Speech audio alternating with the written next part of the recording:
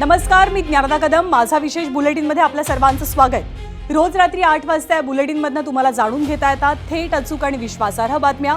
आज बुलेटिनमध्ये काय स्पेशल, चला पाहूया. आज दिवसभरात कोणकोणत्या 5 बातम्यांनी लक्ष वेधलं? दिल्लीची चाहूल, निशाण्यावर राहुल. महाराष्ट्रात राजकीय पटलावर स्ट्रॉंग बनू पाहणारे राहुल गांधी आणि दिल्लीत वजनदार होऊ पाहणारे देवेंद्र फडणवीस या दोनही नेत्यांच्या राजकीय एक्सपॅन्शनचा नेमका अर्थ आपल्याला समजून घ्यायचा आहे. बातमी क्रमांक 2. नाही आमदार तरी राज दरबार. सत्ता नसतानाही प्रश्न घेऊन येणाऱ्यांची रांग मोठी आहे. त्यामुळे राज ठाकरेंची प्रॉब्लेम सॉल्व्हर इमेज ही केवळ प्रतिमा आहे की समांतर राजकीय केंद्र, याचा उहापोह करायचा आहे. बातमी क्रमांक 3. साखरेनंतर कांदा का होतोय बांदा. आधी साखरेनं गोडवा हिरावला, आता कांद्यानं डोळ्यात पाणी का आणलंय? महागाईच्या साखळीत नफा नेमका कुणाच्या खिशात जातोय याची माहिती या बातमीतनं तुम्हाला मिळणार आहे. बातमी क्रमांक 4. हरवला भाव, दिखाव्याची हाव. गणेशोत्सवाच्या पार्श्वभूमीवर उत्सव आणि शिस्त यांच्यातल्या सीमारेषेचा वाद का निर्माण झालाय हेही जाणून घ्यायचंय. तर शेवटची बातमी, जंतर मंतर ते बिहार, कधी थांबणार एल्गार. परीक्षेमधल्या गैरप्रकारांविरोधात बिहारमध्ये विद्यार्थ्यांचा एल्गार कसा टिपेला पोहोचलाय याचाही आपल्याला आढावा घ्यायचा आहे. पण आता सगळ्यात आधी आजच्या पहिल्या विषयाचं सखोल विश्लेषण करूया. राहुल गांधींनी गेल्या 2 वर्षांमध्ये स्वतःची राजकीय प्रतिमा ही पूर्णपणे बदलून टाकलेली आहे. भारत जोडो यात्रेपासून छात्रों की गूंज पर्यंत नियमित राजकीय कार्यक्रम आणि त्याच कार्यक्रमांमधनं जनसामान्यांच्या प्रश्नांना दिलेला मंच आणि सत्ताधाऱ्यांच्या भूमिकांवरचा प्रखर विरोध, आणि याचाच फायदा राहुल गांधी यांच्यासह काँग्रेसला सुद्धा झालाय. पण तरीही गेल्या 12 वर्षांपासून काँग्रेस केंद्रात सत्तेत काही येऊ शकलेली नाहीये आणि केंद्रातली 30 सत्ता मिळवण्यासाठी राहुल गांधींनी आतापासूनच जोर लावायला सुरुवात केली आहे. आणि त्यासाठी त्यांनी सर्वात महत्त्वाच्या वोट बँकेला टार्गेट केलंय. ती वोट बँक आहे देशातल्या महिलांची आणि तरुणांची. त्यासाठीच राहुल गांधींनी पुण्यातील छात्रों की गूंज कार्यक्रमात मंचावरती फक्त तरुणींना आमंत्रित केलं आणि मागण्याही तरुणींच्याच मांडल्या. त्यातल्याच एका मागणीनं आज राज्याचं राजकारण चांगलंच तापलं आणि सुरुवात त्याच बातमीनं, त्याच मागणीनं करूया. राहुल जी, मैं आपको सबसे पहले बताना चाहूँगी कि मैं सुबह से मुझे बहुत बुखार है, लेकिन मैं जो मांजरी में पिछले 10 दिनों से भूख हड़ताल चल रहा है, जो मेरे भाई बहन जो अनशन पर बैठे हैं वहाँ से मैं आई हूँ. और क्या कारण क्या है? जो हमारी मांगे हैं वो इसमें लाई है. मैं आपको आगे बोलो. तो हमारी मांग है कि हमें शिक्षा चाहिए. तर छात्रों की गूंज कार्यक्रमात राहुल गांधींना पत्र देणारी तरुणी आहे निशा साबळे, जी पुण्यातल्या मांजरीमध्ये आदिवासी विद्यार्थ्यांचं आंदोलन आजही सुरू आहे त्याचं प्रतिनिधित्व करते. पण निशा साबळेनं दिलेल्या 4 पानी पत्राला राहुल गांधींनी सांभाळून ठेवलं आणि आज आपल्या एक्स माध्यमावरती पोस्ट करत थेट मुख्यमंत्री देवेंद्र फडणवीसांना एक पत्र लिहिलं. आता निशा साबळेनं पत्र दिल्यानंतर त्याच मंचावरती एक आरोप केला होता, तो सुद्धा आपण पाहूया. भाषणासाठी बसलेलो आहोत आमचे भाऊ, आणि त्याच्यामध्ये आमच्या 2 बहिणी देखील बसलेल्या आहेत. आणि त्यातलीच एका बहिणीची तब्येत खूप नाजूक झाली, तिला आज हॉस्पिटलमध्ये नेलंय. आणि हे सगळं असताना देखील जेव्हा आमचे प्रतिनिधी मंत्रालयामध्ये गेले तर तेव्हा आमचे जे आदिवासी विकास विभागाचे मंत्री आहेत ते काय बोलले असतील तुम्हाला सांगितलं तर तुमच्या अंगावर काटा येईल. ते म्हणतात, सॉरी, मी याच्यावर काही करू शकत नाही, हे सीएमच्या हातात आहे. तर निशाच्या याच मागण्यांना केंद्रस्थानी ठेवत राहुल गांधींनी मुख्यमंत्र्यांना पत्र लिहिलं. त्यामध्ये आदिवासी विद्यार्थ्यांच्या उपोषणाचा मुद्दा केंद्रस्थानी होता. त्यात आणखी कोणकोणते मुद्दे होते ते सुद्धा आपण पाहूया. महाराष्ट्रातील अनेक आदिवासी विद्यार्थी आपल्या हक्कांच्या मागणीसाठी 10 दिवसांपेक्षा अधिक काळापासून उपोषण करतात. पुण्यातील छात्रों की गूंज कार्यक्रमादरम्यान विद्यार्थिनींनी वसतिगृहांसाठीची 30 वर्षांची मनमानी वयोमर्यादा, अपमानास्पद नियम, असुरक्षित सुविधा आणि महिलांची गर्भधारणा चाचणी करण्यासारख्या अमानवी तरतुदी यासारखे मुद्दे मांडले. दुर्गम गावं आणि शहरातून आलेल्या विद्यार्थ्यांची मागणी कोणतीही भिक्षा किंवा दान नसून ते केवळ आपल्या हक्कांची मागणी करतायत असं पत्रात नमूद केलंय राहुल गांधींनी.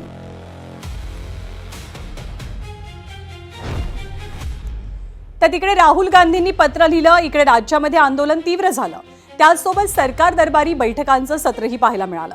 आदिवासी विकास विभागाअंतर्गत येणाऱ्या शासकीय वसतिगृहांमध्ये प्रवेशासाठी लागू करण्यात आलेली 30 वर्षांची वयोमर्यादा रद्द करण्यात आली आहे. सर्वपक्षीय आदिवासी आमदार आणि खासदारांसोबत झालेल्या सविस्तर चर्चेनंतर वयाची ही अट शिथिल करण्याचा निर्णय झाला. या निर्णयानंतरही विशेष पदभरती, सेंट्रल किचन पद्धत रद्द करणं आणि गडचिरोलीमध्ये मृत विद्यार्थिनींच्या कुटुंबियांना आर्थिक मदत देणं यासारख्या मागण्यांवरती विद्यार्थ्यांनी आपलं आंदोलन सुरूच ठेवण्याचा इशाराही दिलाय. तर एकूणच काय, तर राहुल गांधी विरुद्ध महाराष्ट्र सरकार हा सामना आता रंगू लागलाय. त्यातही राहुल गांधींनी नाशिकसह नागपूरच्या कार्यक्रमाची घोषणा केल्यामुळे राजकारण आणखीनच तापलंय. पण ही काही पहिलीच वेळ नाहीये की जिथे राहुल गांधी आणि देवेंद्र फडणवीस असा थेट सामना रंगलाय. गेल्या 6 महिन्यांमध्ये अनेक वेळेला हाच सामना पाहायला मिळालाय. फडणवीस आक्रमकपणे राहुल गांधींच्या विरोधात भूमिका मांडताना दिसतात, तर भाजपच्या इतर कोणत्याही मुख्यमंत्र्यांच्या तुलनेत फडणवीस हेच राहुल गांधींच्या थेट निशाण्यावर असतात. पाहूया दोनही नेत्यांमधल्या राजकीय संघर्षाची कहाणी.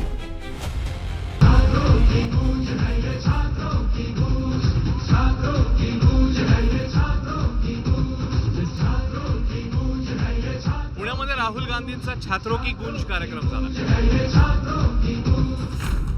तर नागपुरात मुख्यमंत्र्यांनी जेन झीशी संवाद केला.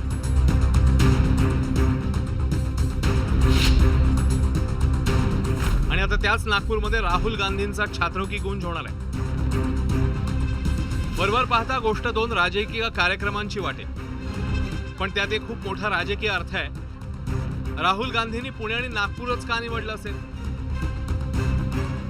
राहुल गांधींचा पुण्यातील छात्रों की गूंज या कार्यक्रमात फोकस होता तो राष्ट्रीय स्वयंसेवक संघावरती.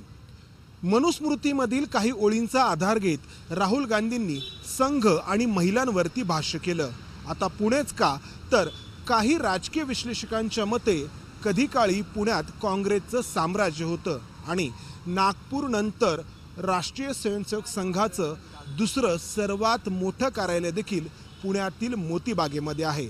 त्यामुळे निशाण्यावरती संघ आणि निवड पुण्याची हा राजकीय प्लॅनिंगचा भाग असल्याची चर्चा आहे. पुण्यातल्या कार्यक्रमानंतर राहुल गांधींना सर्वात पहिलं टार्गेट केलं ते मुख्यमंत्री फडणवीसांनी.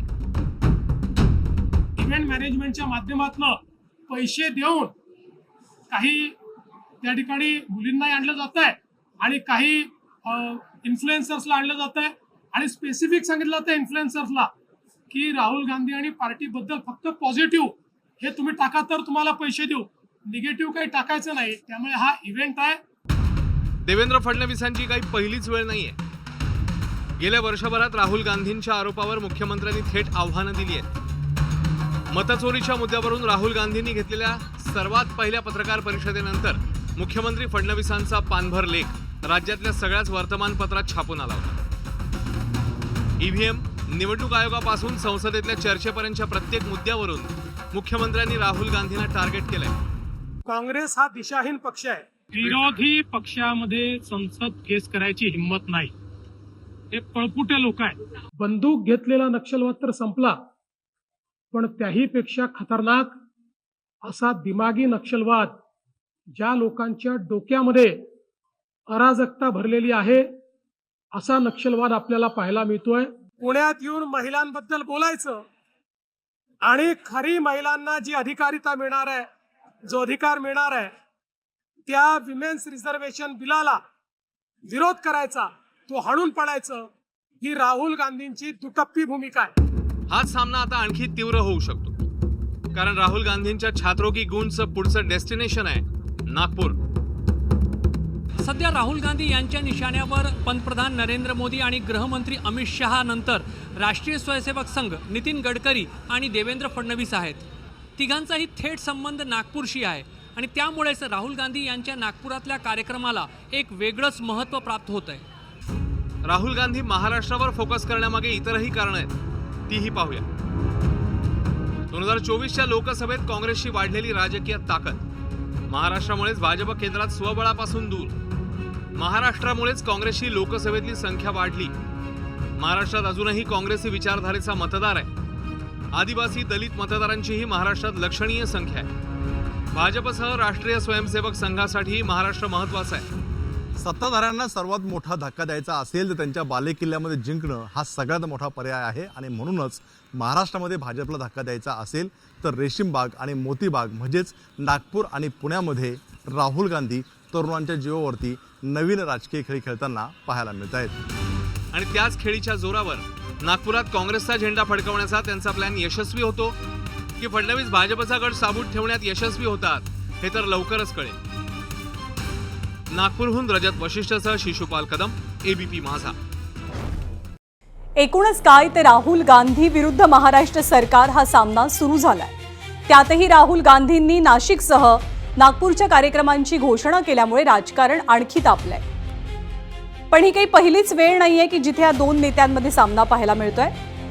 गेल्या 3 ते 4 वर्षांमध्ये राजकारण महाराष्ट्राचं असो की देशाचं, याच दोन नेत्यांमध्ये थेट शब्दयुद्ध रंगलंय। अगदी कालच्याच कार्यक्रमात महिलांच्या प्रश्नांवरनं राहुल गांधी मनुस्मृतीला लक्ष्य करतात, तर देवेंद्र फडणवीस राहुल गांधींची महिलांविषयीची भूमिका दुटप्पी असल्याचा आरोप करतात। निवडणूक आयोगावरती राहुल गांधी गंभीर आरोप करतात, तर फडणवीस हे आरोप म्हणजे फुसका बार असल्याचं म्हणतात। सावरकरांच्या मुद्द्यावरनं सुद्धा दोघांमध्ये सातत्यानं संघर्ष रंगतो। राहुल गांधींच्या वक्तव्यावरती फडणवीस त्यांना इतिहासाचं ज्ञान नसल्याचं सुनावतात। संविधान बदलण्याच्या आरोपांवरनं राहुल गांधी भाजपला घेरतात, तर देवेंद्र फडणवीस त्याच मुद्द्याला शहरी नक्षलवादाशी जोडतात। परराष्ट्र धोरणावरती राहुल गांधी मोदी सरकारवरती निशाणा साधतात आणि देवेंद्र फडणवीस त्यांच्यावर मोस्ट रिजेक्टेड माल अशी बोचरी टीका करतात। थेट राहुल गांधींना टार्गेट करत देवेंद्र फडणवीस आपलं दिल्लीतलं महत्त्व वाढवतायत हे तर विश्लेषक सांगतातच, पण ही भूमिका आगामी राजकारणाची दिशा ठरवणार का, हाच खरा प्रश्न आहे। आणि यानंतर पाहूयात आज दिवसभरातली आणखी एक महत्त्वाची बातमी। आता बातमी आहे अशा एका नेत्याची ज्यांच्याकडे आज सत्ता नाहीये, विधानसभेत एकही आमदार नाहीये, लोकसभेत सुद्धा प्रतिनिधित्व नाहीये, तरीही राज्यातले विविध घटक आपले प्रश्न घेऊन त्यांच्याकडे जातात। बातमी अर्थातच आहे राज ठाकरेंची। प्रश्न विद्यार्थ्यांचा असो, स्पर्धा परीक्षांचा असो, नोकर भरतीचा असो, शेतकऱ्यांचा असो, कंत्राटदारांचा असो किंवा मराठी भाषेचा, प्रश्न सुटत नसतील तर अनेक जण थेट राज ठाकरेंकडे धाव घेताना दिसतात। आजही एमपीएससीचे विद्यार्थी आणि कंत्राटदारांच्या माध्यमातून हे चित्र दिसलं। राज्यभरातल्या कंत्राटदारांची तब्बल 86,000 कोटी रुपयांची थकबाकी सरकारकडे प्रलंबित असल्याचा दावा कंत्राटदार संघटनांकडून केला जातोय। या थकबाकीसाठी राज्यातल्या विविध भागात कंत्राटदार आंदोलनं करतात, मात्र आंदोलकांची सरकारकडून दखल घेतली जात नसल्याची कंत्राटदारांची तक्रार आहे। हीच तक्रार घेऊन राज ठाकरेंच्या शिवतीर्थावरती सगळे कंत्राटदार पोहोचले। या प्रश्नात राज ठाकरेंनी मध्यस्थी करावी, थकबाकी मिळवून द्यावी अशी अपेक्षा व्यक्त झाली आहे आणि कंत्राटदारांसोबत एमपीएससीच्या मुलांनी सुद्धा राज ठाकरेंची आज भेट घेतली। ड्रग इन्स्पेक्टर पदासाठी घेण्यात आलेल्या परीक्षेच्या पेपरफुटीचा मुद्दा मुलांनी मांडला। या प्रकरणी स्पष्ट पुरावे देऊन अद्याप एफआयआर दाखल झाला नसल्याचा आरोप करत विद्यार्थ्यांनी राज ठाकरेंसमोर गाऱ्हाणं मांडलं।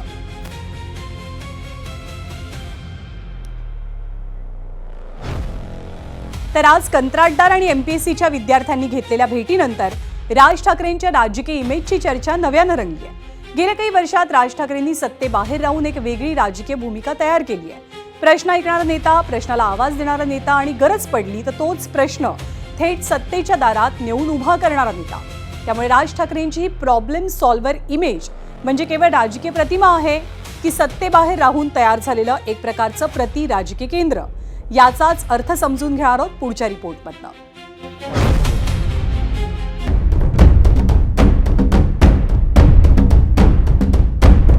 बाळासाहेब ठाकरे जे आहेत यांच्या दरबारामध्ये जे प्रश्न भले भले प्रश्न हे कुठेही सुटत नव्हते ते यांच्या दरबारात सुटत होते। ज्याला कोणी नाही त्याला राजसाहेब आहे आणि राजसाहेबांचा विषय असा आहे की त्यांच्याकडे जो जातो त्याचं काम पूर्णच होतं। प्रॉब्लेम अनेक, सोल्युशन एक। राज ठाकरे।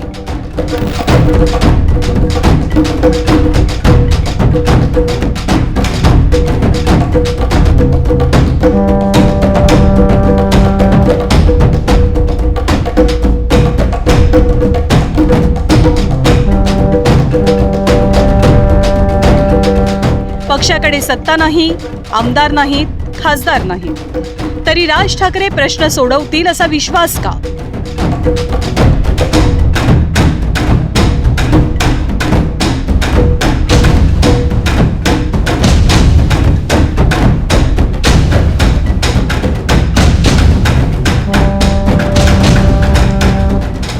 सरकार महायुतीचं असो किंवा महाविकास आघाडीचं, विद्यार्थ्यांपासून शेतकऱ्यांपर्यंत, युवकांपासून कंत्राटदारांपर्यंत राज्यातले विविध घटक आपले प्रश्न घेऊन शिवतीर्थावरती पोहोचताना दिसतात.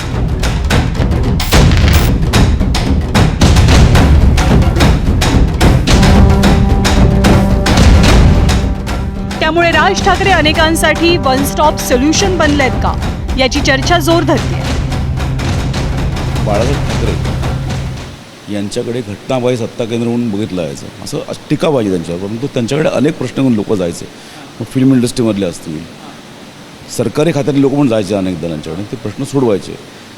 राज ठाकरेंकडे तेच परंपरा आलेली दिसते आहे. आणि लोकांना एक विश्वास वाटतो की आपले प्रश्नही सोडवतील, निदान योग्य ठिकाणी घेऊन जातील, हा विश्वास लोकांमध्ये अजूनही आहे आणि त्यामुळे लोक त्यांच्याकडे जातात. सत्तेची कवचकुंडलं नसतानाही एखाद्या नेत्याकडे लोकांनी आपल्या समस्या मांडण्यासाठी येणं हे राजकारणात रेअरेस्ट ऑफ रेअर मानलं जातं. त्यामुळे आज राज ठाकरेंची भेट घेतलेले MPSCचे विद्यार्थी किंवा कंत्राटदार असो, त्यांच्याकडूनच राज ठाकरेंवरील विश्वासाचं समीकरण उलगडण्याचा प्रयत्न केला. राज ठाकरे साहेब हे एक महाराष्ट्रातलं सोल्युशन एकदम, म्हणजे ज्याला कोणी नाही त्याला राज साहेब आहे. आणि राज साहेबांचा विषय असा आहे की त्यांच्याकडे जो जातो त्याचं काम पूर्णच होतं. ठीक आहे, आज त्यांच्याकडे आमदार नाही, खासदार नाही साहेब, त्यांचे पण दिवस येतील. BJPचे पण दिवस वाईट होते साहेब, त्यांचा एकच खासदार होता, परंतु आज त्यांचे दिवस आलेत. तसे राजसाहेबांचे पण दिवस येतील आणि त्यांचे काही दिवस थांबणार नाही. बाळासाहेब ठाकरे जे आहेत यांच्या दरबारामध्ये जे प्रश्न, भले प्रश्न हे कुठंही सुटत नव्हते, ते यांच्या दरबारात सुटत होते. आज तीच आशा विद्यार्थ्यांना आहे की राजसाहेबांकडे आपण गेल्याच्या नंतर राजसाहेबांचा जो बाणा आहे आणि जो अन्यायाविरुद्ध जी त्यांची लढण्याची धमक आहे आणि त्यांचा जो आवाज आहे महाराष्ट्रातला, त्या आवाजामुळं खास विद्यार्थी त्यांच्याकडे आलेले आहेत. आणि त्यांनी एकदा शब्द टाकल्याच्या नंतर मला वाटत नाही की आमच्यावर कोणी अन्याय करेल. प्रॉब्लेम सॉल्व्हर ही प्रतिमा नेहमीच प्रभावी राजकीय भांडवल मानली जाते. त्यामुळे राज यांच्या इमेजविषयी राजकीय प्रतिक्रिया सुद्धा इंटरेस्टिंग आहे. राज ठाकरे हे राज्यातील फार मोठे नेते आहेत आणि शेवटी ठाकरे आहेत, त्यांच्याकडे लोक जाणारच. आता मराठी भाषिक माझ्याकडे येतात, त्यामुळे कदाचित हे कंत्राटदार आणि बाकीचे लोक त्यांच्याकडे जात असतील. बाळासाहेबांवरती जो विश्वास होता तोच विश्वास जनता राजसाहेबांवरती दाखवते. रोखठोक विचार असतात, ऐकून घेतात आणि त्याला सोल्युशन काढण्याचा प्रामाणिकपणे प्रयत्न करतात. पण कुठलेही, जरी ते सत्तेत नसले, जरी त्यांचे आमदार नसले, जरी त्यांचे नगरसेवक नसले, तरीसुद्धा लोक विश्वासाने, तो बाळासाहेबांचा विश्वास आहे तो राजसाहेबांवरती ठेवतात आणि त्यांच्याकडे जातात. पण याच प्रॉब्लेम सॉल्व्हर इमेजमध्ये राज ठाकरेंच्या राजकारणाची खरी गंमत आणि अडचणी दडल्याचं जाणकारांना वाटतं. त्यांचा जनमानसातला प्रभाव मोठा आहे, पण निवडणुकीतील संख्याबळ मर्यादित. राजकीय चर्चेत वजन आहे, पण विधानसभेत प्रतिनिधित्व नाही. आणि म्हणूनच राज ठाकरेंसमोर सर्वात मोठं राजकीय आव्हान प्रॉब्लेम सॉल्व्हर पासून पॉलिटिकल अल्टरनेटिव्ह होण्याचं आहे. एक तर आउटस्पोकन लीडर आहे आणि लोकांना हा विश्वास आहे, जाणाऱ्या लोकांना, की हा डीलर नाही, हा लीडर आहे. हा त्यातला महत्त्वाचा भाग आहे. आणि त्यामुळे लोक त्याच्याकडे जातात विश्वासाने आणि ते त्यांना सांगतात आपले प्रश्न जे आहेत ते. आज त्याकडे सत्ता नाही, आमदार नाही, खासदार नाही, पण तरीही ते आपल्यापर्यंत पोहोचतात, त्यांच्यापर्यंत लोक. हाच त्यांच्या नेतृत्वाचा एक आपल्याला एक मोठा पैलू म्हणावा लागेल. आता ज्या नेत्याकडे प्रश्न घेऊन जाण्याचा विश्वास लोकांनी टिकवून ठेवलाय, तो नेता एक दिवस त्या विश्वासाला सत्तेचा पर्याय बनवू शकतो का? राज ठाकरेंच्या पुढच्या राजकीय प्रवासाचं खरं उत्तर याच प्रश्नात दडलंय. अजय मानेसह स्पेशल रिपोर्ट, ABP माझा, मुंबई. तर राजकारणात आवाज उठवणं वेगळं असतं आणि सत्तेत बसून तो आवाज कायद्यात, निर्णयात रूपांतरित करणं वेगळं असतं. प्रतिमा तयार करणं ही एक कला असते, पण तीच प्रतिमा मतांमध्ये, संख्याबळात रूपांतरित करणं ही त्याहून कठीण कसोटी असते. राज ठाकरेंनी लोकांपर्यंत पोहोचण्याची आणि त्यांचं दुःख समजून घेण्याची पहिली परीक्षा आता पास केली आहे. पण मतपेटीची, सत्तेची, संघटनात्मक ताकदीची दुसरी परीक्षा अजूनही बाकी आहे. थोडक्यात प्रश्न ऐकणारा नेता ते सत्ता चालवणारा नेता या दोघांमधलं अंतर मिटवणं हीच राज ठाकरेंसमोरची खरी परीक्षा मानली जाते. त्यामुळे शिवतीर्थ हे कायम एक तक्रार निवारण केंद्र राहणार की शिवतीर्थापासून सुरू झालेला हा प्रवास मंत्रालयापर्यंत पोहोचणार, या प्रश्नाच्या उत्तरातच राज ठाकरे यांच्या पुढच्या राजकीय प्रवासाचं भवितव्य दडलंय. आणि यानंतर आज दिवसभरातली आणखी एक महत्त्वाची बातमी. सणासुदीच्या तोंडावरती सर्वसामान्यांच्या स्वयंपाकघरावर महागाईचं सावट गडद होत आहे. आधी साखरेनं गोडवा हिरावला, काही भागात साखर तब्बल 80 रुपयांपर्यंत पोहोचली. सरकारनं आयात शुल्कामध्ये सवलत दिली, कच्च्या साखरेच्या आयातीचे नियम शिथिल केले, सोबतच साठेबाजीवरती नजर ठेवण्यासाठी पथकं नेमली, तरी महागाईचा कडवटपणा पूर्णपणे कमी झालेला नाहीये. आणि आता साखरेपाठोपाठ कांदा सुद्धा सर्वसामान्यांना रडवू लागलाय.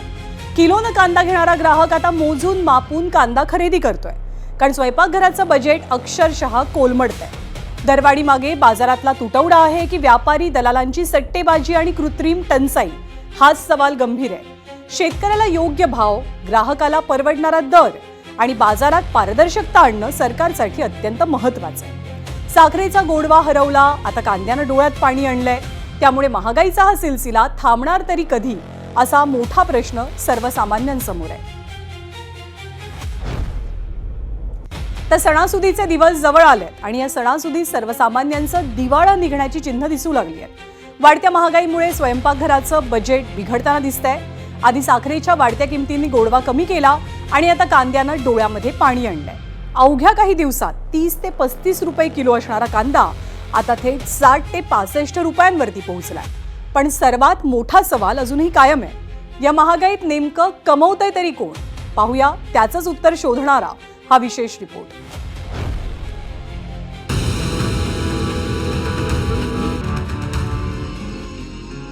कांदा स्वयंपाकघरातला सर्वात सामान्य पण संवेदनशील पदार्थ, आणि याच कांद्यानं सर्वसामान्यांच्या डोळ्यात पाणी आणण्यास सुरुवात केली आहे. अवघ्या काही दिवसात कांदा जवळपास दुपटीनं महागलाय. केंद्रीय ग्राहक व्यवहार मंत्रालयाच्या आकडेवारीनुसार कांद्याच्या दरात तब्बल 59% वाढ झाली आहे. दिल्लीपासून नाशिक आणि चेन्नईपर्यंत कांद्याच्या दरवाढीची झळ जाणवते. शहरांमध्ये, मुंबई, दिल्लीमध्ये बाजारभाव वाढलेले हे बरोबर आहे, परंतु त्यामागची कारणं वेगवेगळी. आता मोठ्या प्रमाणामध्ये भाडेवाढ झालेली आहे, रस्त्यानी टोल वगैरे या सगळ्या गोष्टीचा जो काही खर्च आहे तो नकळत त्या मालावर पडतो आणि म्हणून शहरामध्ये त्या ठिकाणी ग्राहकांना तो कांदा महाग घ्यावा लागतो. कांद्यासाठी ग्राहक हवी ती किंमत मोजतो, पण खरा प्रश्न हा आहे की जो कांदा उत्पादक आहे त्याच्या हातात किती येतात? शेतकऱ्याला योग्य भाव मिळतोय का? खतांचे दर हे भरमसाठ प्रमाणामध्ये वाढलेले आहे. त्यानंतर पेस्टिसाइड असेल, वातावरण असेल, या लहरीपणामुळे कांदा उत्पादन करण्यासाठी खूप मोठ्या प्रमाणामध्ये जवळजवळ आम्हाला 25-30 रुपये किलो मागे खर्च येतोय. तुम्ही आमचे कांद्याचे दर पडल्यानंतर काही उपाययोजना जर करू शकत नसाल तर नॅचरल पद्धतीने दर जर वाढले तर ते पाडण्याचे प्रयत्न तरी करू नका, अशी आमची शेतकऱ्यांची मागणी आहे. त्याहून गंभीर सवाल, बाजारात खरंच कांद्याची टंचाई आहे का, की मागणी पुरवठ्याच्या परिस्थितीचा फायदा घेत काही व्यापारी किंवा मोठे साठेबाज कांदा रोखून ठेवतायत? कांदा उत्पादक शेतकऱ्याला फार काही याचा फायदा होत नाही. मी सांगितल्याप्रमाणे की मोठ्या प्रमाणावर वजनात घट झालेली आहे, कांदा खराब शेतकऱ्यांच्या चाळीमध्ये झालेला आहे, त्याच्यामुळे त्याला काही फार फरक पडतो असं म्हणता येणार नाही. मात्र एक निश्चित आहे, जे काही ट्रेडिंग करतात त्यांच्याकडे जर काही स्टॉक वगैरे अतिरिक्त असू शकतो तर त्यांना त्याचा फायदा मात्र निश्चित होऊ शकतो. भारतात आजही कांदा साठवण्यासाठी पुरेशा आधुनिक पायाभूत सुविधा नाही. त्यामुळे एका बाजूला कांदा सडतो आणि दुसरीकडे ग्राहकाला रडवेल्या चेहऱ्यानं महाग कांदा विकत घ्यावा लागतो. अशातच आणखी एक प्रश्न उपस्थित होतो. राज्यात कांद्याचे दर वाढलेले असताना स्थानिक बाजारात नागरिकांना दिलासा देण्याऐवजी कांदा दुसऱ्या राज्यात का पाठवला जातो? अनेक राज्यांमध्ये डिमांड वाढते, त्यामुळे त्या पद्धतीने हा एक व्यापार आहे आणि व्यापाऱ्याला ज्या भागातून ऑर्डर मिळेल, ज्या भागात चांगले दर मिळतील त्या ठिकाणी तो पाठवला जातो. एक गोष्ट या ठिकाणी निश्चित आहे की शासनाने समजा महाराष्ट्रातून कांदा घेतलेला आहे तर तो महाराष्ट्रातील ग्राहकांना कसा मिळेल हा विचार मात्र त्या ठिकाणी शासनाने केला पाहिजे. मात्र तो होत नाहीये. हा कांदा व्यापाऱ्याकडून घेऊन परत व्यापाऱ्याला जर विकणार असेल तर त्या ठिकाणी शेतकरी किंवा ग्राहक दोघांनाही दिलासा मिळणार नाही. कांदा उत्पादकाला भाव हवा आणि ग्राहकाला स्वस्त कांदा. दरवर्षी कांदा महागतो आणि दरवर्षी शेतकरी आणि ग्राहक भरडले जातात. या दोघांमध्ये संतुलन साधणं हीच सरकारची खरी कसोटी आहे. ब्युरो रिपोर्ट, ABP माझा. आणि भारतामध्ये दरवर्षी ऑगस्ट, सप्टेंबर, ऑक्टोबर आणि नोव्हेंबर या 4 महिन्यांमध्ये कांद्याचे भाव गगनाला भिडतात. कांद्याचे भाव या दरम्यान नेमके का वधारतात त्यावरती आपण एक नजर टाकूया. तर दरवर्षी कांदा कधी आणि का महागतो? दरवर्षी ऑगस्ट, सप्टेंबर, ऑक्टोबर आणि नोव्हेंबर महिन्यात कांदा महाग होतो. मार्च आणि एप्रिल महिन्यात काढलेला उन्हाळी कांदा ऑगस्ट, सप्टेंबर पर्यंत बाजारात येतो. जुना साठा संपताना पावसाळी किंवा खरीपाचा नवीन कांदा बाजारामध्ये येण्यास नोव्हेंबर, डिसेंबरचा महिना उजाडतो. जुना माल संपणं आणि नवीन माल येणं यामधील 2 ते 3 महिन्यांच्या गॅपमुळे कांद्याचा लीन सीझन पाहायला मिळतो. जर ऑगस्ट आणि सप्टेंबरमध्ये अतिवृष्टी झाली तर खरीप कांद्याचं नुकसान होतं किंवा त्याची लागवड लांबते. ऑगस्ट ते नोव्हेंबर दरम्यान दिवाळी आणि दसऱ्यासारख्या मोठ्या सणांमुळे कांद्याची मागणी अचानक वाढते आणि ही दरवाढ पाहायला मिळते. तर कांदा दरवाढीनं जसं सर्वसामान्यांना रडवलं तसंच या कांद्यानं भारतीय राजकीय इतिहासात सत्ता उलथवल्याची सुद्धा अनेक उदाहरणं आहेत. ती उदाहरणं सुद्धा पाहूया. वर्ष होतं 1980 सालच्या लोकसभा निवडणुकात जनता पक्षाला कांदा दरवाढीचा फटका बसला आणि याचा फायदा इंदिरा गांधींना झाला. 1998 साल दिल्ली विधानसभेची निवडणूक, भाजपचं सरकार पडलं आणि काँग्रेसला सत्ता मिळाली. 1998 साली राजस्थान विधानसभा निवडणुकीत कांद्यामुळेच भाजपचं सरकार गडगडलं आणि काँग्रेसनं सत्ता काबीज केली. 2010 साली UPA सरकारला हादरा बसला. पंतप्रधान मनमोहन सिंग यांनी कांदा आणीबाणी जाहीर केलेली. तर 2024 साली लोकसभेच्या निवडणुकीच्या वेळेला कांदा निर्यात बंदीचा कांदा पट्ट्यामध्ये महायुतीला मोठा फटका बसला.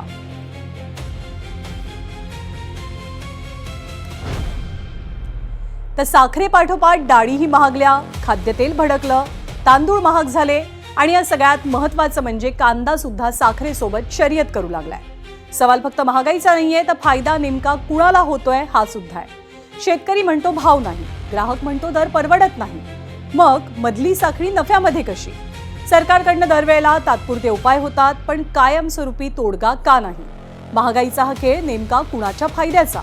आणि याचं उत्तर शोधण्यासाठी केवळ दरवाढीवरती चर्चा नको तर शेतापासून ग्राहकाच्या ताटापर्यंतची संपूर्ण बाजार व्यवस्थाच बदलण्याची गरज वाटू लागली आहे. माझा विशेषमध्ये यानंतर आणखी एक पुढची आज दिवसभरातली महत्त्वाची बातमी पाहायची आहे.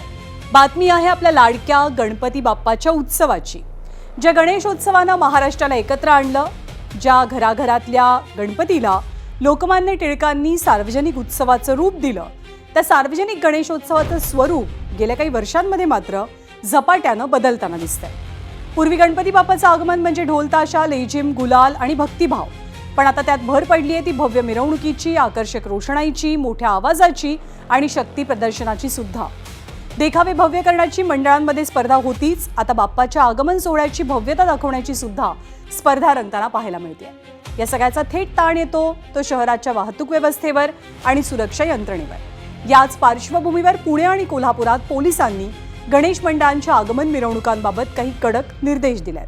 मिरवणुकीचा मार्ग, वेळ, ध्वनिक्षेपक, वाहतूक आणि गर्दीचं नियोजन याबाबत पोलिसांनी नियमांची काटेकोर अंमलबजावणी करण्याची भूमिका घेतली आहे.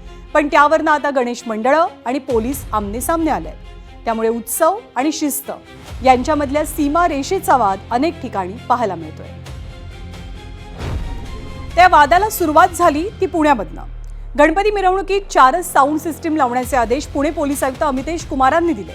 पण या आदेशाला गणपती मंडळांनी विरोध केलाय. त्यासोबत साऊंड सिस्टीम असोसिएशनचा सुद्धा विरोध आहे. 4 साऊंड सिस्टीम लावता येणं टेक्निकली शक्य नाही असं त्यांचं मत आहे. यावरनं तिथे वाद रंगलाय. त्यापाठोपाठ एक नवीन वाद कोल्हापुरात सुरू झाला. गणेश मंडळ डीजे लावून मिरवणार असतील, नाचणार असतील तर त्यांनी एकाच दिवशी आगमनाची मिरवणूक काढावी. पारंपरिक वाद्यांसह आगमन मिरवणूक काढली तर इतर दिवशी सुद्धा आगमन करू शकता अशी भूमिका कोल्हापूर पोलिसांनी घेतली आहे. त्याला कोल्हापुरातल्या गणेश मंडळांचा विरोध आहे. त्यामुळे तिथे सुद्धा याच मुद्द्यावरनं वाद निर्माण झालाय. तर बाप्पाच्या स्वागतासाठी मंडळांची लगबग सुरू आहे. पण यंदा बाप्पाच्या आगमनाआधीच वादाची ठिणगी पडली आहे. कारण बाप्पाचं आगमन जितकं भव्य तितकाच सुरक्षा यंत्रणांवरचा ताणही मोठा. मोठमोठ्या मिरवणुका, हजारोंची गर्दी, ढोलताशांचा गजर, वाहतुकीवरती येणारा ताण आणि सुरक्षेची वाढणारी जबाबदारी या सगळ्यामुळे पोलीस प्रशासनानं अनेक ठिकाणी कडक भूमिका घेतली आहे. पण बऱ्याच ठिकाणी मंडळांचा या नियमांना विरोध सुद्धा होतोय. त्यामुळे भक्तीचा उत्सव आणि शिस्तीची चौकट यांचा मेळ घालायचा कसा, हाच मोठा प्रश्न आहे. गणपती बाप्पा अवघ्या महाराष्ट्राचं आराध्य दैवत. प्रत्येक वर्षी श्रावण संपत आला की सर्वांना भाद्रपदाचे वेध लागतात ते या बाप्पासाठीच. यंदा 14 सप्टेंबरला गणेशोत्सवाला सुरुवात होते. त्यासाठी सार्वजनिक मंडळांच्या बाप्पांचं आगमन आता सुरू झालंय. पण आगमन सोहळा अति दिमाखदार करण्याच्या अट्टहासामुळे गणेशोत्सवाला आता वादाची आणि अपघाताची किनार लाभते.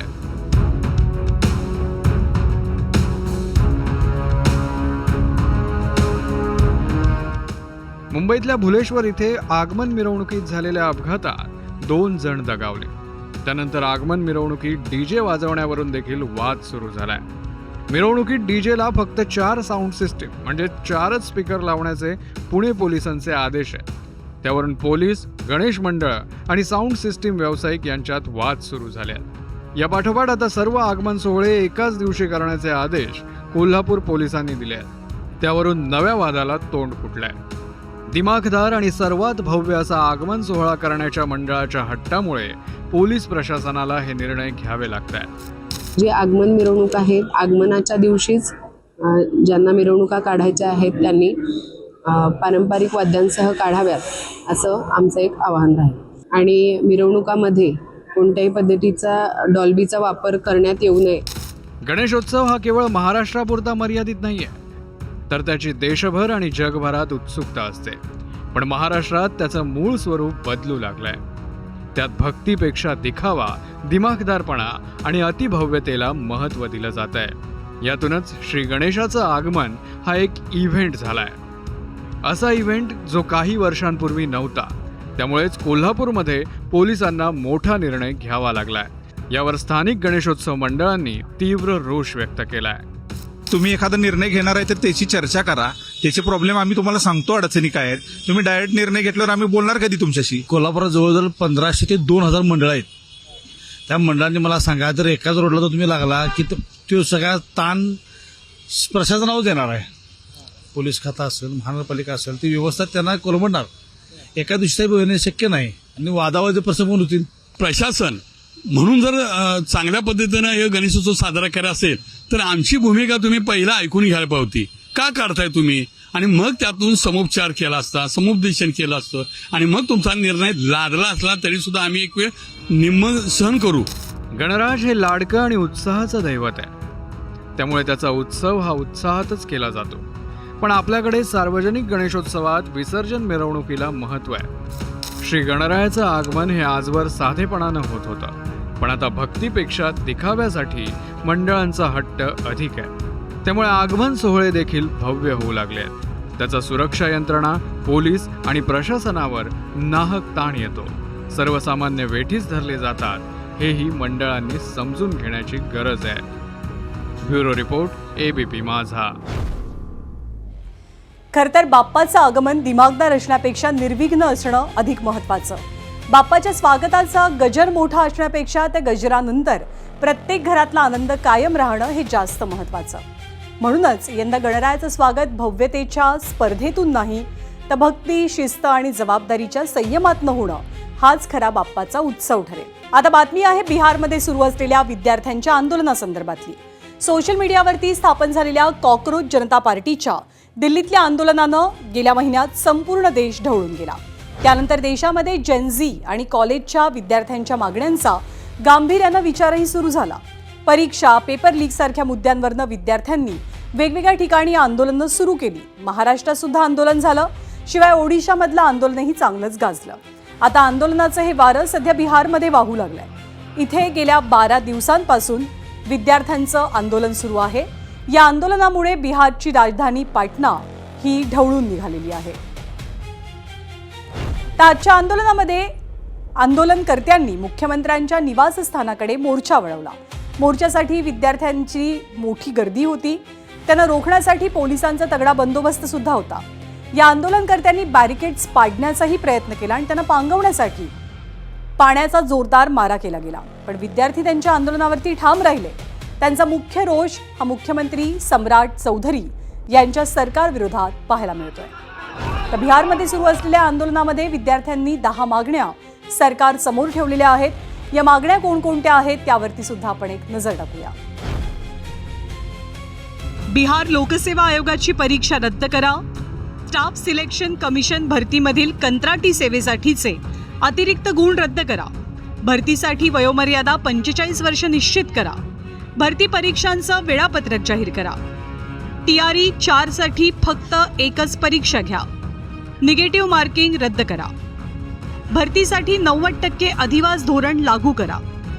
ग्रंथपालांची भरती प्रक्रिया सुरू करा. सब इन्स्पेक्टर भरती परीक्षा रद्द करा आणि सहाय्यक प्राध्यापकांसाठी पात्रता परीक्षा घ्या या मागण्यांचा त्यात समावेश आहे. ते सगळे विद्यार्थी गेल्या 12 दिवसांपासून आंदोलन करतायत. पण विद्यार्थ्यांच्या मागण्यांचा विचार न करता अधिकारी अरेरावीची भाषा करतायत असा विरोधी पक्षांचा आरोप आहे. त्यावरनं बिहार विधानसभेचे विरोधी पक्षनेते तेजस्वी यादव यांनी सरकार आणि प्रशासन दोघांवरतीही जोरदार टीका केली आहे. जैसी राजा का भाषा है वैसे ही इनके वजीर की भाषा हो गई है. यानी जैसे सम्राट चौधरी की भाषा है वैसे इनके अधिकारियों की भी भाषा वैसी होती जा रही है. अब तक जो है कोई कार्रवाई नहीं की गई है. कहाँ है चीफ मिनिस्टर, कहाँ है, कहाँ है दोनों डिप्टी चीफ मिनिस्टर, कहाँ है सत्ता पक्ष के मंत्री, कहाँ है इनके गठबंधन के नेता? सब बेचारे लाठी खा रहे हैं, मुकदमे हो रहे हैं, छात्रों के ऊपर AK-47 गोलियां चल रही हैं. अब बचा क्या अधिकारियों का गाली खाना?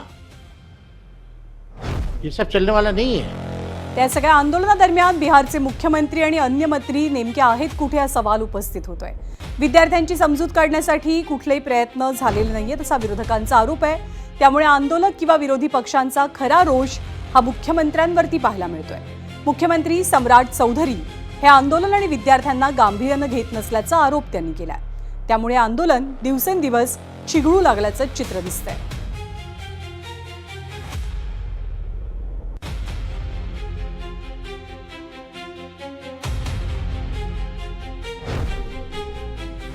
तर विद्यार्थ्यांच्या आंदोलनाची एक मालिका संपूर्ण देशात पाहायला मिळते. त्यामुळे जंतर मंतर ते बिहार कधी थांबणार एल्गार हा सगळ्यात मोठा प्रश्न सरकारसमोर उपस्थित झालाय. या बातम्यांचा आढावा घेतल्यानंतर माझा विशेषमध्ये आज वेळ झालेली आहे इथेच थांबण्याची. उद्या रात्री 8 वाजता आपण पुन्हा भेटणार आहोत. तोपर्यंत नमस्कार.